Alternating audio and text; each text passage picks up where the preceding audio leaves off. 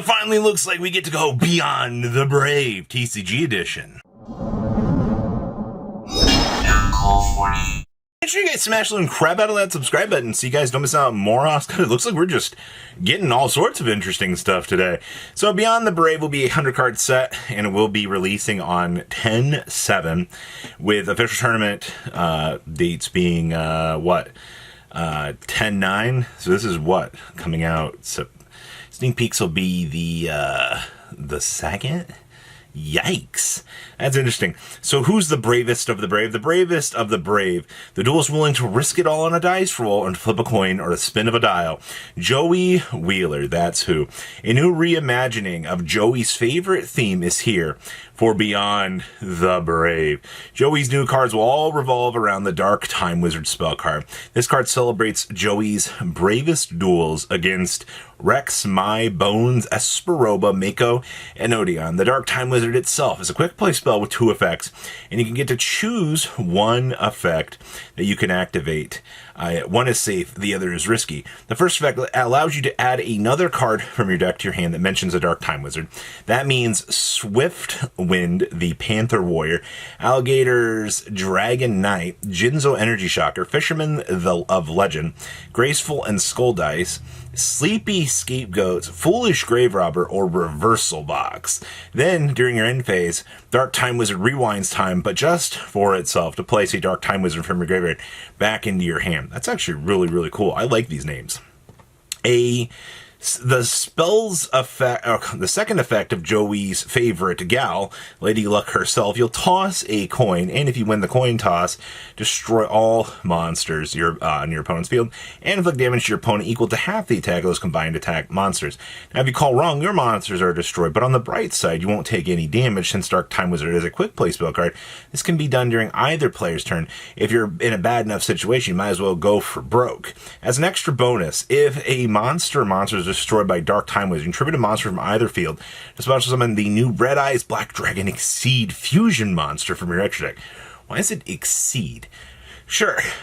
So even if you lose the coin toss, you can still get a 3,400 Behemoth to play. It's immune to your opponent's activate spell and monster effects, and summons any level 8 monster from your graveyard to our hand.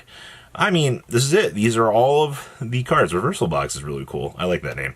Ooh, these are the big ones. So, the return of Destiny Heroes. These actually just scraped me off the ground the other day. I'm sure if you watch the match, this is really good. Astra Phoenix is another famously brave duelist who avenged his father and turned the tables on his mentor. Beyond the Brave, with reimagined Destiny Hero cards that you can add to your deck. So we get Doom Overlord. That's a beautiful name. Still banishes an opponent's monster, but also grabs Clock Tower Prison or the new Dark City at Midnight. Ooh. Destiny Hero Destro Dogma can special summon with 3,400 attack from the hand or graveyard. If you activate his effect, you get to ping your opponent for 2,000 during the standby phase, which is such a stupidly good effect. Also, if you're going to activate a card effect, you can future summon a Dark or a Warrior monster using materials from your hand, field, or graveyard. And then Dreadmaster adds 2 cards from your deck to your hand that or mentions Destiny Heroes. Its attack is question mark, but it gains the combined attack of all Destiny Hero monsters on the field and graveyard. This thing gets disgustingly big. So if Astra Phoenix is your guy, Beyond the Brave has you covered. Ooh. This is really, really cool. So this is a selling point of the archetype. So discover the secrets of the deepest oceans and the ancient links between Atlantis and Daedalus. Atlantic City of the Sea Dragon, or Atlantis, the City of the Sea Dragon, reduces all monsters levels in both players' hands and fields by 1 to really mess up your opponent's extra deck summoning plans. The field spell also lets you link summon Azure Ocean Dragon Lord Neos Daedalus Rage or Levia Dragoon Daedalus for 1 less material than normal. Atlantis can also rise from beyond the waves again by returning itself from the field to the field from the graveyard. Now, of course, Neo Daedalus can special summon up to 3 monsters from your graveyard that mention Atlantis, and Levia Dragoon special summons a monster straight from the deck that mentions Atlantis. Additionally, all of these cards except Atlantis itself have their names become Umi while on the field, and each lets you do different things with your Umi cards. Okay, Neos Daedalus Rage becomes Umi and can send an Umi from your graveyard to board wipe. And then we have, of course, Daedalus becomes Umi, send an Umi to make your opponent redraw their hand. So interesting.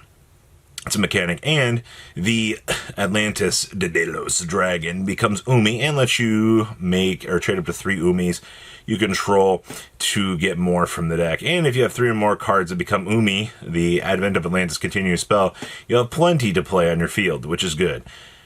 We just got this not even a couple days ago, and we're already Englishifying this. Okay.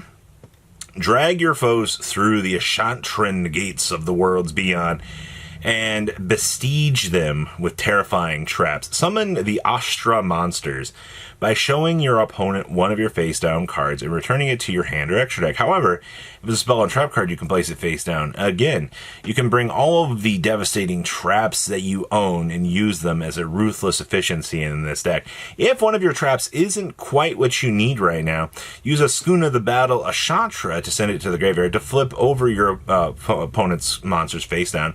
In addition to the main effects, every Ashtra trap can be summoned as a tuner, giving you more strategic options. Between the fiery rage of the Ashtra Susano, the cold protection of the Mikurami no Makoto, no card is safe from this theme's synchro monsters. Banish your opponent's cards en masse, or single out a problem that sends them to the graveyard, all while finding and setting more trap cards to confound your opponent. That's amazing. You can enhance the Ashtra strategy and any other strategy-based deck with the Progenitor of the Frozen Expanse. As long as there are 4 more cards in the field, you can special summon a Dutamala and swap out 2 spell and trap cards that you don't need for fresh cards. This effect works better here in strategies with water monsters, since you get a bonus special summon of a water monster. When you do also, it makes absolutely sure your traps stay in place until you need them. Flip a Shutamala face down to protect your cards and targeting destruction. Bonus, the world premiere card comes with an extended art. Oh, okay. I mean, that's interesting. So we're making another plugin for this. And then we got a couple of other little guys down here. Speaking of world premiere cards, is that a Gray King? He doesn't seem to care whose side he's on. This is actually kind of interesting that we're making something out of this. I'm a little bit intrigued because we don't know what the chest archetype does just yet. We should be knowing relatively soon. But it's very interesting to see that we're plugging this in here. Finally, Beyond the Brave has a few cards that fill in holes for some existing decks. We're finally getting VERRE, alright, to team up with Regulus, the Prince of Endymion from Glorious Gallery. About time, Konami. The fact that we're not going to get this till Cocktober is a little bit frustrating, but I mean, at least we're finally getting this. We're also going to get the Clown Crew Capello to add to your Clown Crew deck. This will probably be extremely low rarity. And we're going to get the Predaplant Daredevil in here. Wasn't there... There was the other retrain that came along with this that's nowhere to be mentioned in here, honestly. So I wonder where they're going to put that. The fact that they're breaking these cards up and using them as like additional selling points, I don't really think is a terrible thing. It definitely shows that, you know, they're trying here. So Beyond the Brave contains 10 secret rares, 14 ultra rares, 26 spell cards, 50 commons, 5 cards available in extended art as ultra and starlight rares, and 20 additional cards will be available as starlight rares. So what are my thoughts on this set? So this being our little exclusive is kind of cool.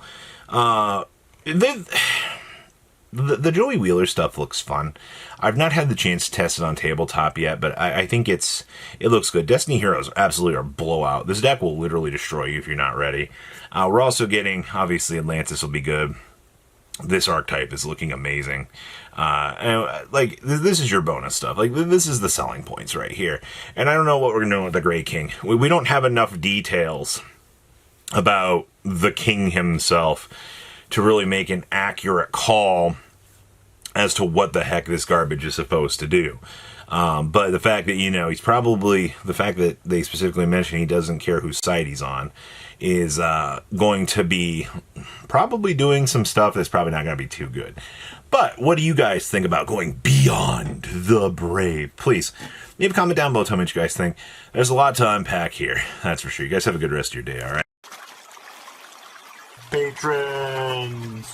Thank you.